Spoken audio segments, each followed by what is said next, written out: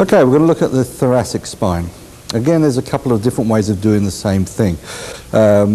These are a little less complicated than the lumbar, as they don't really require locking. The whole manipulation is based on axial rotation, or rotation around an axis.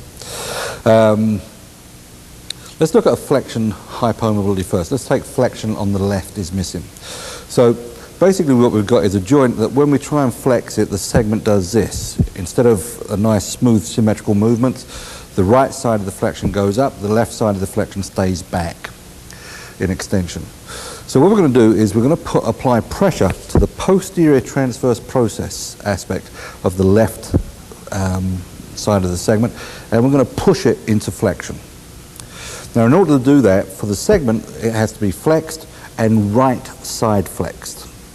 The first technique I'll show you will be using the thenar eminence on that left transverse process. Now, the hand position is such that the transverse process of the upper level, let's say we're doing T5-6, the left T5 transverse process will be on the thenar, while the right transverse process of T6 will be on the index finger knuckle. So we're going to apply pressure. That will cause this, once I've got them flexed and side flexed right, to force that transverse process forwards and cranial. This index finger is going to stabilize T6. So this tends to take a lot of force. My suggestion is that you start making a habit of putting something in your finger, battery, chapstick, whatever, lipstick, into your finger there so that they've got some support. Okay, so let's have a look. We'll have you laying on your back. Aha. Good. Now I'm going to get the bed up a little bit higher. Again, for me, try and get the ASIS somewhere close to being level.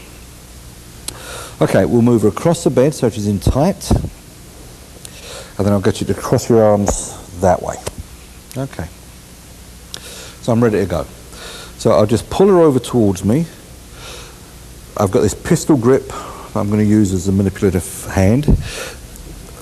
So the thenar eminence goes under the left T5 transverse process, the index finger under the right C6 transverse process. Now I'm going to roll her back onto my hand, but I'm simply not going to roll her that way because there's no pressure being applied to her. This right hand is active, not passive, so it's pushing against her all of the time. Now as I roll her back, I actually lift her onto that hand there. To exaggerate it, which I can do with Karen because she's nice and light, I'm doing that.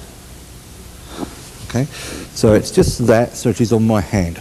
Now I need to get this flexed, so I'll ask her to lift her head up towards me. There, I'll side bend her to the right. She relaxes her head. I fiddle around until I feel the weight on my thenar eminence and I get that jammed end feel, and then I thrust by dropping onto my thumb that way. So to set it up quickly, without thinking about it, or talking about it anyway. Here. Head up towards me, relax, and down.